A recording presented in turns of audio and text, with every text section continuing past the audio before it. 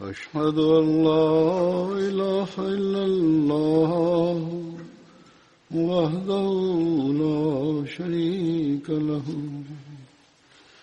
وأشهد أن محمدا عبده ورسوله أما بعد فأعوذ بالله من الشيطان الرجيم بسم الله الرحمن الرحيم الحمد لله رب العالمين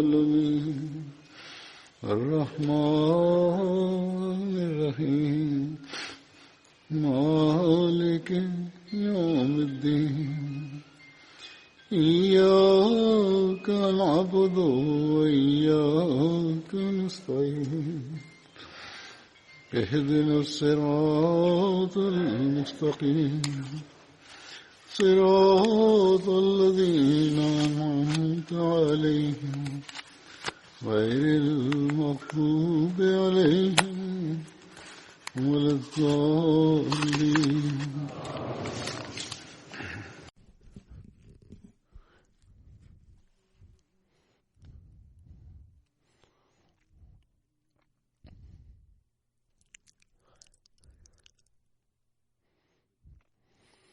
Днес ще разказвам за този последовател. Неговото име е Хазрат Абдулла бин Раваха. Хазрат Абдулла, баща му Раваха бин Салиба беше и майка му Кабша бинте Вакид бин Амр, племе Хазрач, семейство Бану Харис бин Хазрач. Тя беше от това племе. Хазрат Абдулла бин Раваха в бете Уқба първия и той беше участвал. Кратко име Абу Мухаммад, някой Абу Раваха и Абу Умар казаха. Един човек от ансарите каза, че пророк саллалаху алейхи ва саллям Хазрат Абдулла бин Раваха и Хазрат Миқдад ги прави събратия. Ибн Саад каза, че той пишеше откровение на пророк саллаллаху алейхи ва саллям. Хазрат Абдулла бин Раваха в битката Бадър, Ухуд, Хайбър, Хандак и във всичките битки той беше участвал с пророка саллаллаху алейхи ва саллям. В Абу Мота битката той стана мъченик. Един глава той беше от другите глави на тази битка. Една традиция пише, че Хазрат Абдулла бин Раваха отиде при пророка саллаллаху алейхи ва саллям. Пророка саллаллаху алейхи ва саллям произнасяше проповед. В проповед той каза, че сядайте. Случай това извън джамията, където стоеше, там той седна. Когато пророк саллаллаху алейхи ва саллям свърши проповед и той получил този съобщение, че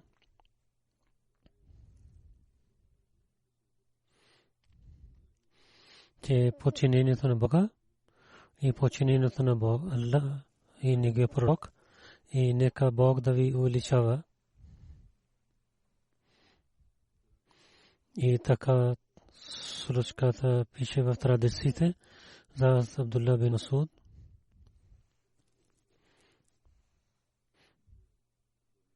И разказах в проповед преди това Хазрат Абдулла бин Масуд, че той седеше навън, че той веднага седна до вратата и така седейки той влиза в джамията. Хазрат Абдулла бин Раваха той излизаше най-първо за битката от смето, то си и най-накрая се връщаше.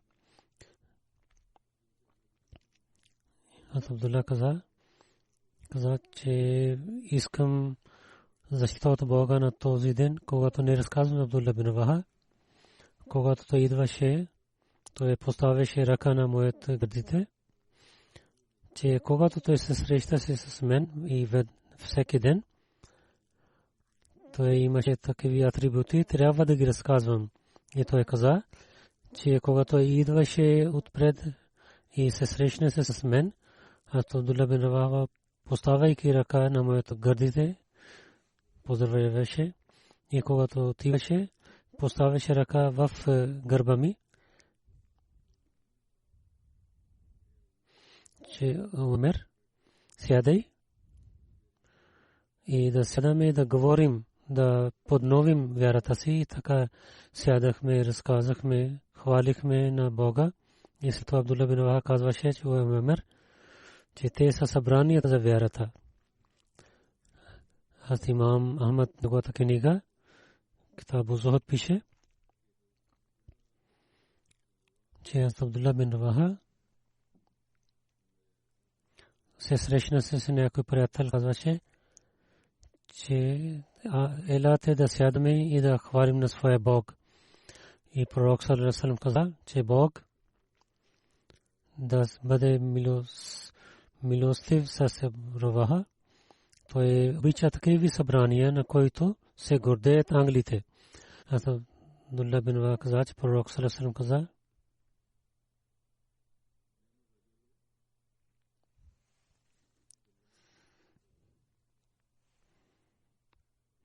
че Абдулла бин Раваха колко хубав човек. Абдулла бин Раваха след победа на Хайбар, той пророк съсъм го изпрати да гледа плодовете.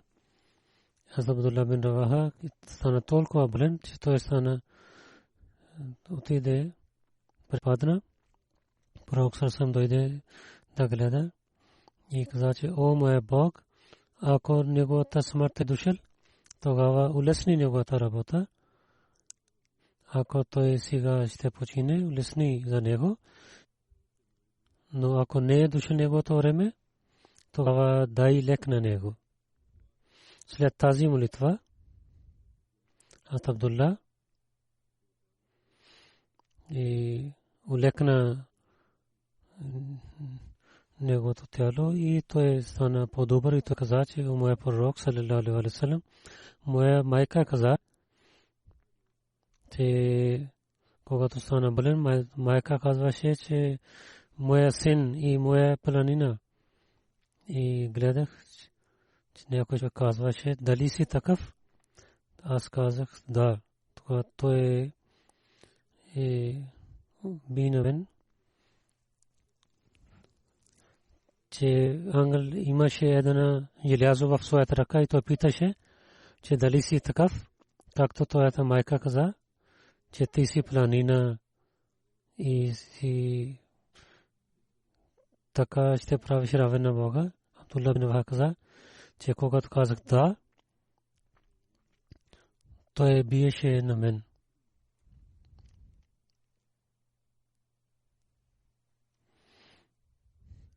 Той беше поет и беше от тези поети, които от пророка саллаллаху алейхи ва саллям даваше отговор на враговете. Някои са тези стихове.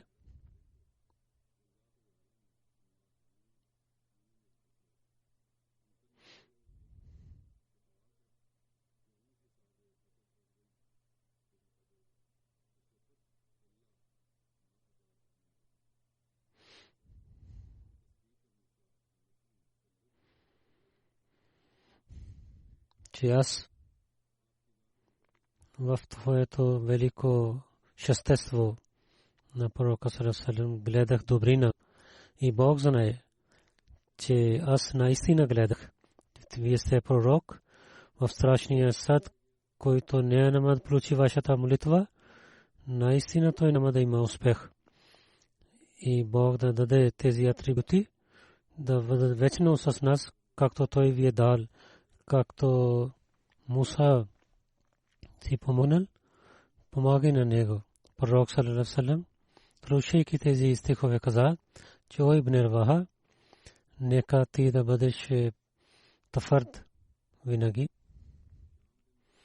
Хашам бин Урва каза, че с тази молитва Бог му дал твърди стъпки, че докато той стана мъченик и врати на рая бяха отворени за него и така той влиза в рая.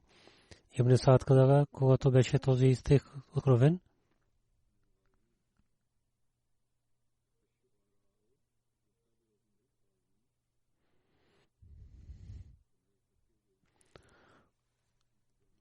че тези поети починяват само на тези неща, които са неправилни. Абдулла бин Аваз каза, че дали аз съм от тези хора, това Бог открил този стих, че освен онези, които са добри и вършат добри и вярват в Бога, Муджмуд Шура пише, писател, че Абдулла бин Вахаб имаше много велико място в арабите, когато не беше мусулманин. И когато стана мусулманин, пак той беше един велик последовател. Един стих Абдулла бин Раваха за пророка Сарасам такъв каза, че казвам, че той е най-хубавия стих. Това показва неговото сърце, какво имаше за пророка, където Абдулла бин Раваха каза на пророка Сарасам,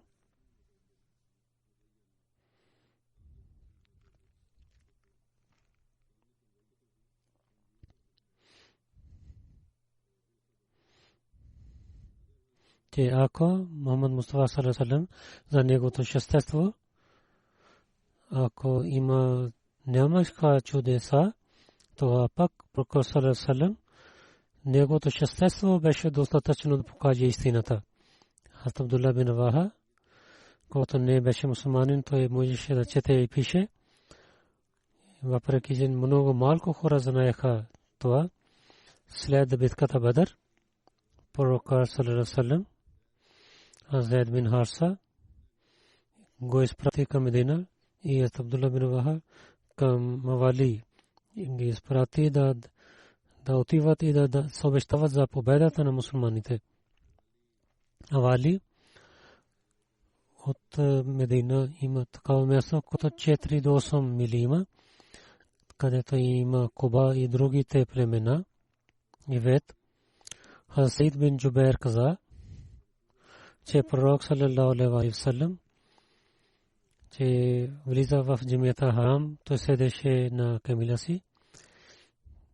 С него беше Абдулла бин Раваха, който вземеше на камила на пророка и четеше тези стихове.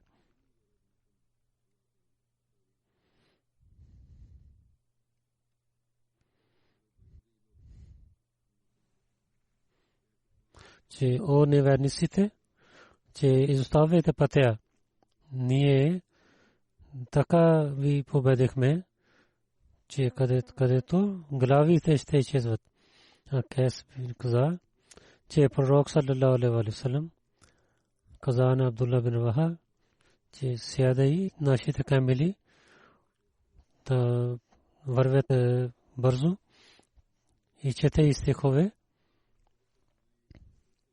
Той каза, че аз не сега чета. Умар каза, слушай и починявай. Абдулла бин Раваха и слиза от своя камила с тези стихове.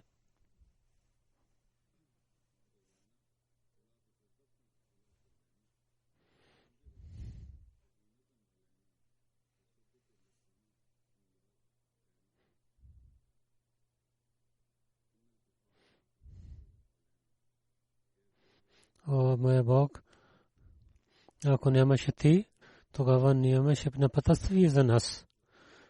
Нито да дадем данъка закат, нито да се молим. Дай спокойствие на нас, когато сме срещу своите врагове. Нашите стъпки потвърди, защо неверници да нападат на нас. Ваки каза, че другият човек каза,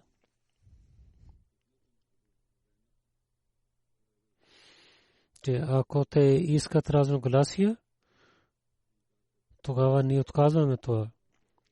И това раздор, отказваме от това и няма да има успех. Зато този човек каза, че пророка саллаллаху алейхи ва саллям каза, че о Бог, бъди милостив с него. А Умар отговори, че Бог е приел неговата молитва. Абдулла бин Самат каза, че пророк саллаллаху алейхи ва саллям когато отиде да гледа на Абдулла бин Раваха, той не можеше да седне. Той каза, че дали знаеш, че кой са мъченици на моя народ. Хората казаха, че един мусулманин да бъде убит, той е мъченици. Каза, пророк съм каза, че моите много малко хора са, които са мъченици. Че само ако казваме, че един мусулманин ще бъде убит, той е мъченик. Някой умре с болест от корема, той е мъченик.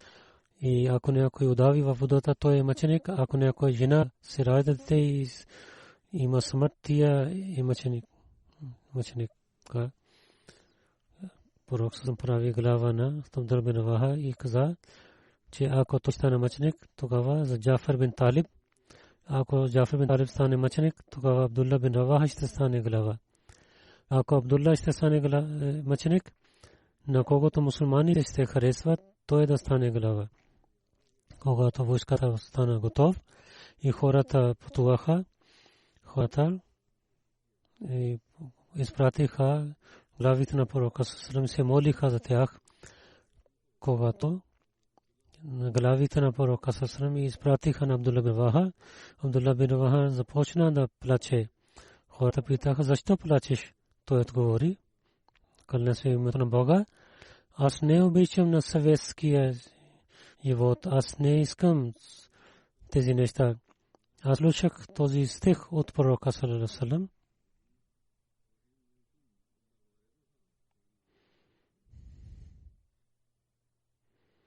И няма от вас никой.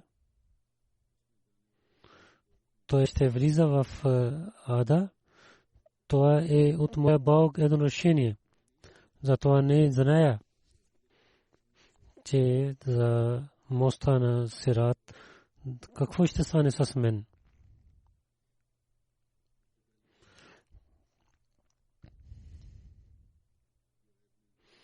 Преди това има стих, където той разказва Бога за ада, но в другите стихове, че вярващите и които идват в пътя на Бога, за тях не пише тези неща.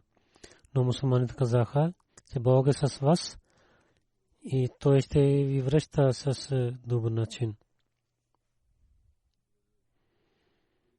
В Тафсире Сагир пише, в Тафсире Кабир пише, че вярващите, този стих не е от тях, това е за неверниците, но обещания Месия алейхи ва саллям и от за хадисите каза, в Тафсире Сагир пише, че знаем от Корана, че има две ади. Една ада е тук в този свят и другата в другата свят. Това, което каза, че всеки човек ще отиде в ада, това не означава, че вярващите ще влизат в ада. Това означава, че вярващите имат една част от ада в този свят, когато враговете ги дават притеснения. Ако знаем за вярващите, в Корана пише, че вярващите толкова далеч ще бъдат от ада, че няма да слушат звука на ада. Че ада означава за вярващите, че в този живот те ще имат проблеми. Ако някой има става болен, това е една част от ада. Че една част от огня на ада стават болестите на вярващите. И когато мусулманите изпратиха на него, че нека Бог да ти пази от враговете.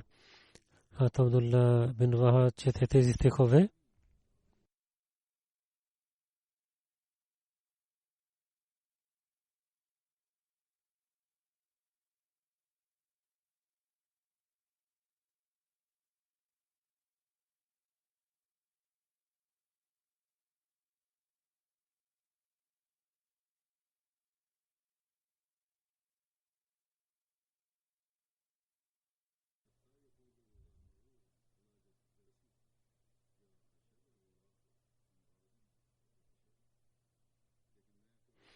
Но аз искам прошка от моя Бог и искам сила да воювам с такива и сабия, които да дадат много рани на враговете, където и така с да воювам с на враговете, които режи кореми на враговете.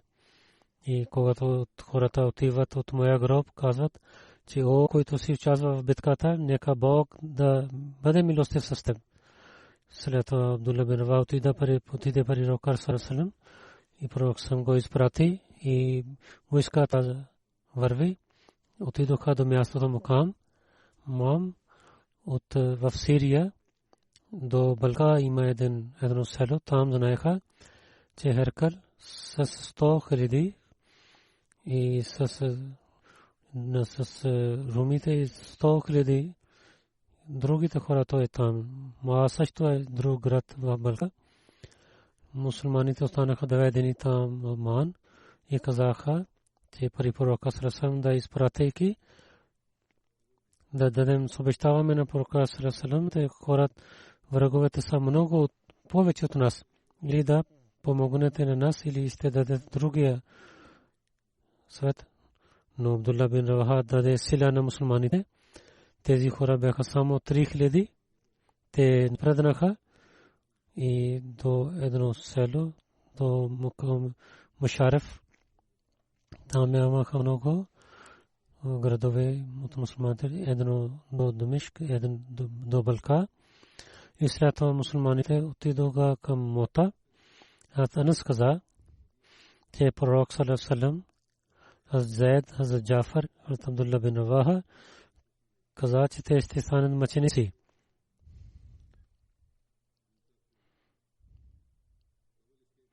Преди това, че нямаше новина от тях, преди пророка саллаллаху каза, че Зайд взе знаме в своето ръце, той стана мъченик. След това Джафар взе знаме, той стана мъченик. След това Абдулла бин Раваха взе знаме, след той стана мъченик и той плачеше. Пророк саллаллаху каза, след това една сабия на Бога взе това и Бог дал победа чрез него.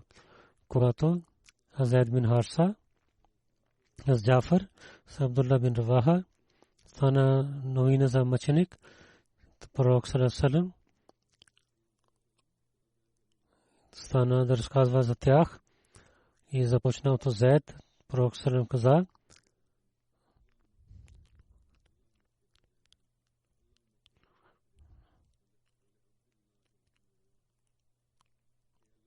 Ола прощавай на Зайд, Бога прощавай на Зайд, Ола прощавай на Зайд, Ола Джафер и Абдулла бин Раваха ги прощавай. Айша разияллаху анха каза, че когато Зайд бин Харса с Джафер и Абдулла бин Раваха стана мъченици, пророк саллаллаху седна в джамията. Той много тъжен беше. Муслим Мауд разияллаху анху в битката Мота каза, за Зайд разказах, но втория път една част се чета. Той пише, че пророк саллаллаху алейхи ва саллям прави на същия Зайд, но също каза, че аз правя глава на Зайд от тази войска, ако той стане мъченик, на него място глава ще стане Джафар. И ако той стане мъченик, тогава Абдулла бин Раваха ще стане глава. Ако той ще стане мъченик, на когото след това мусулманите се събират, той да стане глава. Когато пророк съм каза тези думи, тогава там беше един еврей, седеше. Той каза, аз не вярвам, че вие сте пророк, но ако вие сте истинския пророк, тогава тези трите ще стане мъченици. Защото пророк, когато казва нещо, той избъдва. Този еврей отиде при Зайд и каза, че ако твой пророк е истинския пророк, тогава ти ще стане мъченик. Аз Зайд отговори, дали ще се върна жив или не, това Бог знае. Но нашия пророк саллаллаху алейхи ва саллям наистина той казва истина. Еврей, не вярвайки, той имаше доверие, че неговите думи ще бъдат. Но те са много строги сърце имат, те не вярват. Пише, че Бог знае, че така избъдна. Пеле първо Зайд стана мъченик, след това Джафар стана мъченик и след това Абдулла бин Раваха стана глава и той също стана мъченик. И може би мусулманите избягат, че Халид бин Валид, някои мусулманите казаха, той взе знаме в своите ръце, Бог чрез него дал мусулманина победа и той ще върна с войската си обратно. Сега, който е една случка, искам да ви разказвам, това преди разказах, но тук за Абдулла бин Раваха и той колко обичаше на пророка и на исляма, затова пак ще разказвам тук. Урва каза, че Усама бин Зайд каза на него, че пророк саллаллаху алейхи ва саллям, сядайки на едно магаре, там беше чашъв, Усама седеше зад него, той отиде за Саад бин Убада, когато преме Хазрач отиде, той е преди Бадър. Пророк саллаллаху отиде до едно събрание, където мусулманите, неевреите, неверниците и евреи бяха. Абдулла бин Убей също беше. И там Абдулла бин Раваха също седеше. Когато няколко неща, Абдулла бин Убей хвърли чашата си на своето лице и каза, че да не хвърлиш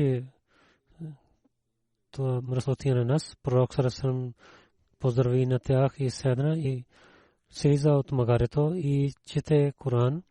Абдулла бин каза, че о човек, това не е добре. Каквото ти казваш, тогава не дай болка на нашите събрания и се върни в своя дом и който отива при теб, казва на него.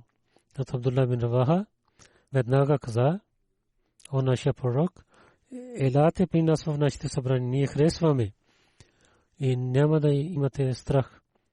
И той нямаше страх от другите, там имаше кавка, той така говореше. Характер имаше. Ибн Аббас каза, че пророк саллаллаху алейхи ва саллям в едно войска изпрати, където участвал Абдулла бин Раваха. Беше петък. Другите хората отидоха. Абдулла бин каза, че изоставайки се чета петъчна молитва с пророка саллаллаху алейхи ва саллям.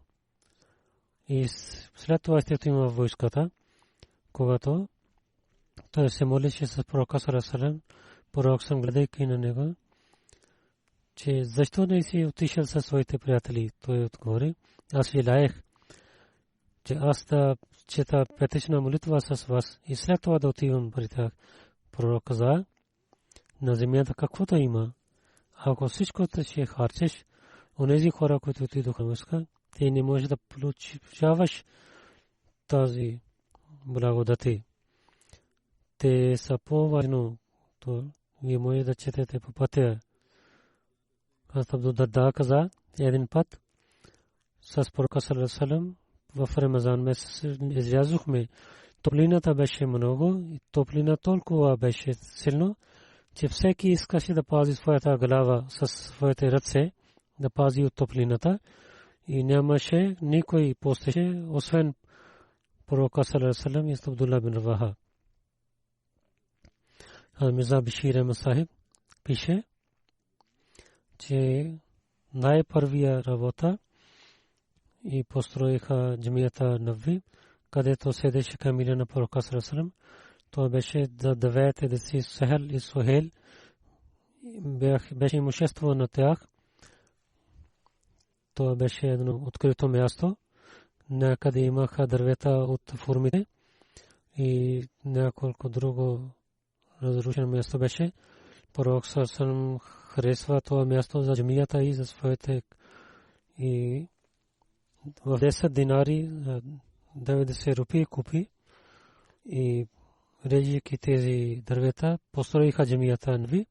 Пророк саллаллаху алейхи ва саллям се молейки, пророк саллаллаху алейхи ва саллям се молейки постави основата и както в джамията Каба построиха, сахабите помогнаха да построят джамията.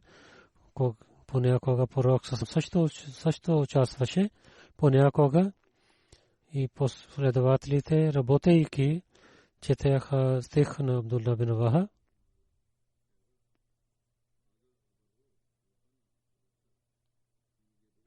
Че това есток не е от търговията на Хебър, който идва с камилите, но о нашия Бог, тази естост е за страх от теб и за чистота, който заради теб ние вземаме тази.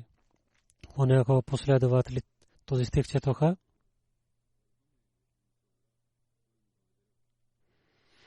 О Бог, о нашия Бог, истинския награда е в следващия живот. С благословите си на ансар и мухаджирин и ги прощавай и бъдеш милостив с тях. Когато последователите четоха тези стихове, понякога пророк също четеше с тези звук и с дълго време построиха и така джамията беше построена. Така има разказване за Абдулла бин Рава. Искам едно джаназе и за това днес те разказах за само един последовател и след се разказвам за един човек, доктор Латиф Ахмед Курайши сахиб, който беше синът на Мазур Ахмед Курайши. 19 януари 1920 януари 83 годишен беше. До 1 часа в своя дом почина. Инна лилляхи ва инна илайхи раджиун. С благословието на Бога той беше муси. Той се ражда в Аджмер Шериф, Индия, 37 година. Мазур Курайши сахиб прави бейт на муслимът. Майка му Мукара Мансура Бушра Саба. Тия от последовател на Муши Фияз Али Саиб Кабутали, последовател на Бишна Масия и беше внучка. Мукарам доктор Курайши сахиб, неговите родители и преселяйки дойдоха в Лахор. Тук той свърши основното учение. Първата позиция Кингредвей коледж той чел. Той беше най-ниск. Той е принципал. Разказах, че той е от най-малките студенти. След това той дойде в Лондон и 59 година. След това свърши диплома. След това МРС свършил. Невел Съмърсет консултант той имаше работа.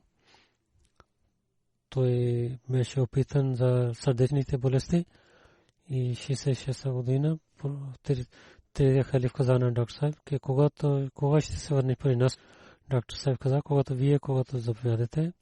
Третия халиф каза, елате при нас. Той изоставайки Лондон отиде в Рава и в Рава той започна своята работа и след това дълго време той работеше там.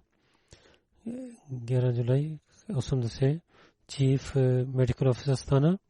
До 87 година той свърши тази работа.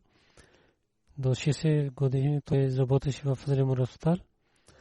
20 август 1998 година той свърши работата.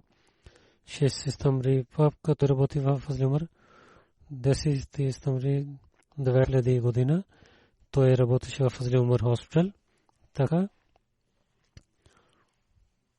30 години той е работил в Фазли Умар Хоспитал.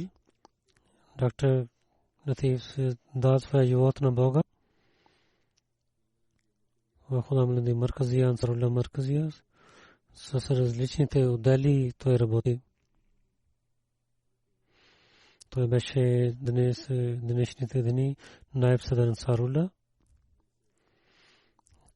Член Масджид Ифта мембър беше 2 години. Той написал 2 книги. Особено за хората в Пакистан беше.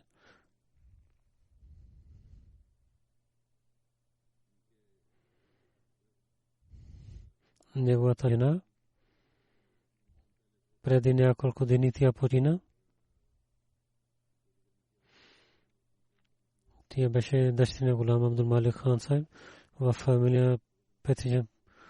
Аз чел на джаназе. След 2 дни той почина. И както за неговата жена казах, 3 дъщери, 3 синове, 2 дъщери има. Синът му, доктор Атаул Малик каза, докато съм бях голям, моя баща винаги спазваше тахаджуд молитва, така моята майка казваше, от първия ден той се молеше тахаджуд молитва. От 50 години всеки ден той се молеше тахаджуд. В кон майка беше много болна и моя баща гледаше на нея. И когато дойдоха в хоспитал за диализис, седеше там много дълго време и неспокойство беше, но винаги спазваше тахаджуд. С болните хора той беше много добър, помагаше на бедните. От дълго място хората идваха, далечно места хората идваха при него. Той помагаше бедните болни хора и винаги казваше, че лек е в Бога. И моите трите деца, които са лекари, ги посъветваше. Винаги трябва да се молеше за своите клиенти. Той каза, че много пъти казах на своя баща. И следващия ден той питаше, че как е този човек, който беше болен. Аз молих за него. 69-та година, когато работеше в Лондон, повавайки Бога, той оставил Лондон и отиде в Рава. Той поваваше Бога, че Бог ще помогне на него. И деца ще учат. И така Бог благослови. И той децата му учиха. 3 деца са в Америка. Много помагаше на родителите си. До крайно време помагаше на своята майка. Майка беше при него. Сина му каза, че когато отидох в Америка, той много помагаше на нас. Той нямаше да показва на хора. Винаги прост човек беше. И на всеки малкия или голямата работа той пишеше на халифа и вземеше съвет. Другия син, доктор Мохамед Куреши, Мохамед Ахмад Махмуд, каза, че третия халиф за него каза, той не е само лекар, той е такъв лекар, който се моли и за своите болни хора. Преди да пише рецепта, той пише се Бисмиллахир рахманир рахим, там пише се Хува Шафи. Че лек от Бога и посветваше на другите лекари да се молете своите болните хора, защото лек има само при Бога. Той каза, че когато майката почина, от Шоркот дойде един болен човек, той отиваше някъде, той гледа, седеше в колата и слиза от кола и така той и купуваше медицини за своите болни хора. Неговата дъщеря каза, една жена каза, че баща му беше болен от сърдечен удар и баща му беше сам в дома. Когато той отиде в дома, той се обади на децата. Докато децата не се върнаха, той не остави на този болен човек. Всяка година идваше, участваше в събранието на Великобритания и Кадиян. Много трудолюб беше.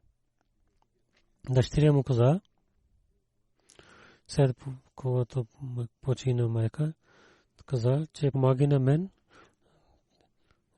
Толкова той беше благодарен, че аз се срамувах. И едно нещо, той винаги казваше на мен, че дъщеря днес поправи цялата работа, защото няма много време.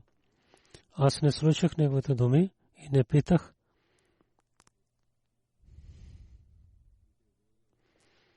Защото не разказваше за нещата си. След това брат каза, че той гледа някакъв сън и каза, че аз имам малко време.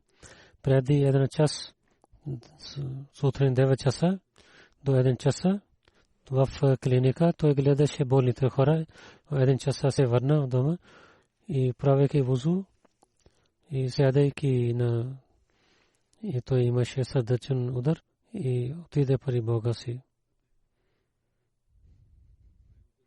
Съседи се много имаше добро отношение. Съседи също помагаха на него.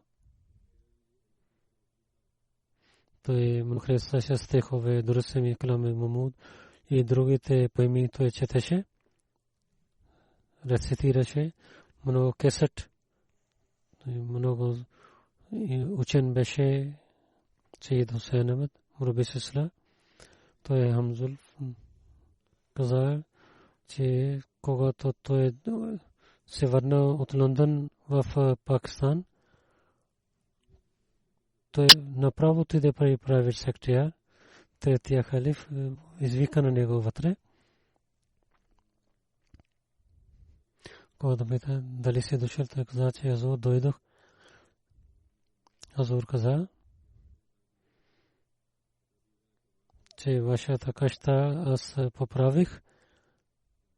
Отивайте и взете ключ от Назриала и живеете там. Когато отидох в къща, там бяха само 2 бед бяха.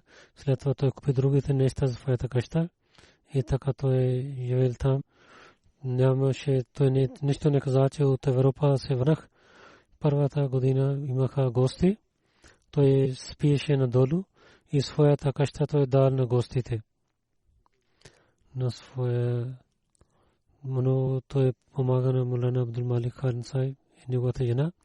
Доктор Сайб каза, Хусейн Сайб каза, че другите лекари, които бяха много, че в Рава, където бъдеш, каква заплата имаш? Аз отговорих, че хората не знаят, нито вие ще знаете, че седейки Рава, който работя, от каква заплата имаш? Защото молитви, които получавам, те са по-хубави от заплатата. Последователно Мусим Алестата за Нова Мубарка бе Сейдам Тулфи Саба, той служи на тях, когато третия халиф. Той беше в Исламабад, когато имаше време за смърт. И той служи на другите хора. Доктор Абдул Халик Сайб каза, ако ще пиша, че лекар на бедните отиде от този град, това е истината. Той помага на дълго време за бедните болни хора в този град. Той чиф медикал офисър, когато той беше. Той отиваше в Лахор да купи нещата, гледайки маркет и много добри неща той купуваше. С много болка и истината той харчеше парите на джамата. В ултрасаунд в болницата и ендоскопи той започва в началото. Пеша или с колело той отиваше. Отивайки в дома, гледаше на последователите на Общани Масия. За Фазли Умар Хоспитал той казваше, че молитвите на Хулафа Ахмадия са с тази болница. И тук много чудеса гледах с благословите на Бога. Доктор Султан Башир пише, че 30 години той служи на Фазли Умар Хоспитал. Имаха проблеми, но този много добър човек на Бога винаги беше твърд и при Бога той се молеше. Султан Башир наистина пише, аз зная много неща, но с много добър начин, с търпение и другите проблеми, които той имаше, той беше много търпелив. И Бог много дал на него. И никога не упава за своите работници и приятели. Той не посуваше на никой. Доктор Султан Башир Сайб каза, че аз спомня, той беше лекар за всеки човек, за бедните и за богатите. Доктор Султан Башир Сайб разказа една случка, но Обед Рахматали драйвер, неговата жена дойде в емердженси. Аз казах, елате казах на доктор Сахиб и в Дарул Шарки няколко минути пристигна в болница. Неговата къща беше далеч от болницата, от другата част на града в Рава. Беше много хубаво отношение с джамата. Ние младите лекари и ние казваме, послуваме на другите лекари, но той казваше, че винаги ние да подчиняваме на система и да бъдем търпеливи. И дъщеря му, майка, жена му, когато почина Шока Себа, следващия ден имаше давте велима сватба на две внуци на същия ден. То отивайки на своя внук каза, че моя дъщеря почина, но вие трябва да правите сватба, защото жена му беше Лела, дъщеря Хусейн Сахиб, имаха давте велима, но той каза, че ви имате сватба, да не спирате. И доктор Махмуд каза, че аз няма да отивам. Той каза, не, ние сме доволни на своя Бог. И каза, че тук трябва човек да има търпение, да покаже, че той е търпелив. И вземайки на син, той отиде в сватбата. И Мохалля каза, че да не разказват някой. Нека Бог да прощава на него и неговите деца, да имат търпение. Те баща и майка починаха един след друг. И тези добрини, които те им трябва нека да продължават неките деца. Майка е жив. Тя е болна. Нека да бъде Бог с нея също и да я даде лек.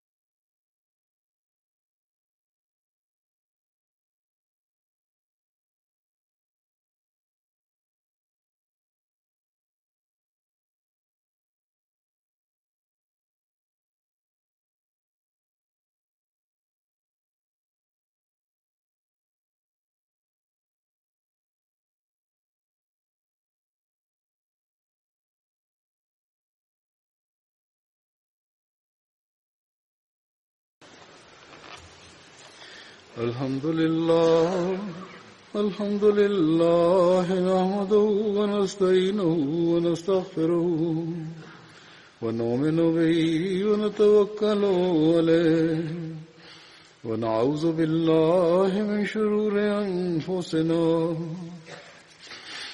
ومن سيئات أعمالنا من يهده الله فلا مضل له ومن يضلل فلا هادي له ونشهد أن لا إله إلا الله ونشهد أن محمدا عبده ورسوله عباد الله رحمكم الله إن الله يأمر بالعدل والإحسان وإيتاء ذي القربى وينهى عن الفحشاء والمنكر والبغي يعظكم لعلكم تذكرون اذكروا الله يذكركم وادعوه يستجب لكم ولذكر الله أكبر